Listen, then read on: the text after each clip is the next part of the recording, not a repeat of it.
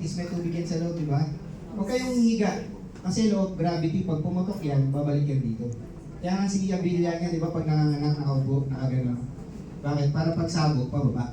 Yung sa kanya kasi nakahiga siya ng time ngayon. Kaya pagsabog sa taas, nag-seizure. 1 month po kami sa ospital, muntik na siya mamatay. Delikado sila dalawa ng anak ko. Yung anak ko naka-ano din, nakagano. Ibang klase. Ayan po, oh. I am all going kami 2016-2017, di ba binil na namin yung grupo. Tama? Noong 2024, January, kumita siya ng magkano? 194. Okay? Ito maganda kasi nanganak siya February. So kung may 194 ka, nakinita, safe ka na kahit ba, kasi ang usapan pag mga anak, cesarean or ano, di ba, normal. Pag normal, mas mura. Hindi, mahal na din.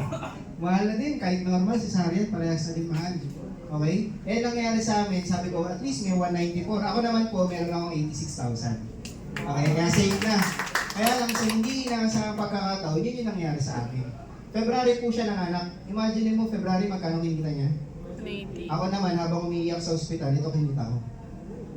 Nasa ospital po kami niyan, ha?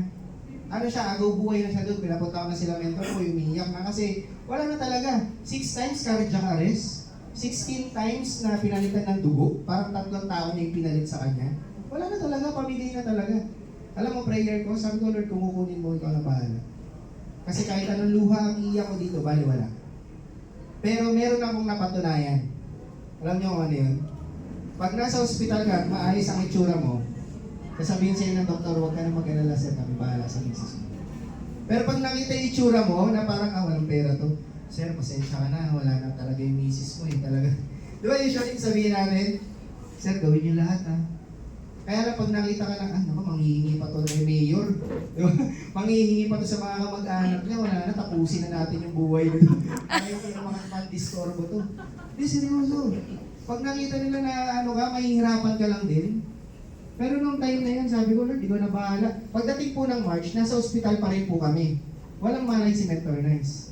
Kumbaga parang siya comatose. Magkano kinita ng comatose? 131. Diba? Ako po, habang umiiyak ulit sa ospital, magkano kinita? 102. Diba? Mas matindi pa to sa insurance. Kasi ang insurance, pag nag-apply ka, one time lang yun. Ito, buwan-buwan. Hindi lang pagdating po ng March, nakalabas na kami ng ospital, April, magkano kinita niya? 38. Wala pa rin siyang malay niyan. Alam mo ba't kami kumita ng ganyan? Gigil na gigil yung team. Wala man kami maitulong sa mens, pero kakataw kami. Yun yung maganda dito. Di ba? Hindi mo man ako matulungan financially, pero effort. Team effort to, parang baka naman natin. April 80, pa-forward natin ang May 159, May 75,000. Meron siyang 3 incentive na na-hit ng tulog siya. May Hong Kong Travel Incentive si Mentor Cat, may Switzerland si Mentor May, na-hit niya. Alam niyo po ba, yung Pre-Wheels for Network Builder 3, dapat hit niya din. Kinikilabutan ako.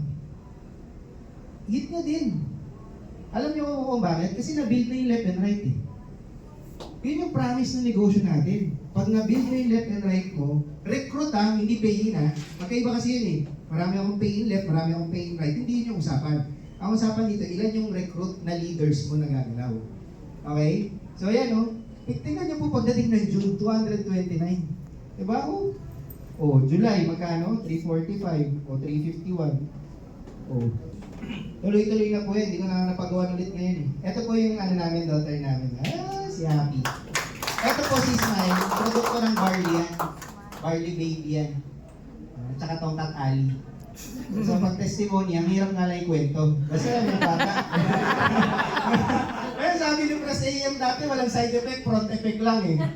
Tinesting ko, may front effect nga, iba nga. Nabuo si Smile yan. Smile pero. Ito naman si Happy. Sobrang laking bata nito na lumabas. Pag may pera ka na kasi, kain ka na lang ng kain eh. Si Mentor Nice, sa palakas ang kain eh, lumaki yung bata. Kaya pag may kakilala kayong buntis, mas maigi nang magpalaki ng bata sa labas, huwag sa loob. Okay? Tapos pag nanganak, nakaupo, huwag nakahiga or nakaslat para yung tubig, pababa. Okay? Mahirap ma-embolisim. Promise. Pag natsambahan ka niya, tapos ka. Si Mentor Nice lang, kaya sa isang embolism patient na naka-recover ng ganyang kabilis within 1 year.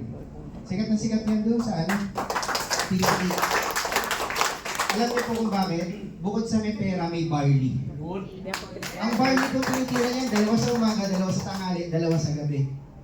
Ganun ang routine ng barley niya. Ang tindi kaya ang bilis makabalik. So, eto na po siya. Ayan. Eto naman pong barley baby namin, si Happy. Yung gatas niya, since hindi na siya na breastfeed, hinahaluan namin ng barley. So, yung isang 400 grams ata yun, 2 sachet yun, hinahalo na namin. Tapos timpla na lang ng timpla. Sobrang ano nitong bata na to. Ang bilis, nakakalakad na ngayon. Tapos meron na siyang ngipin, pero hindi nilalagnat. Iba ang bata pag nagpa-barley. So, invest po kayo sa barley natin. Mag-invest kayo sa produkto natin. Okay? Now, moving forward, kayo pa ba? Ito patapos na ako, ito, promise. Ito po, mga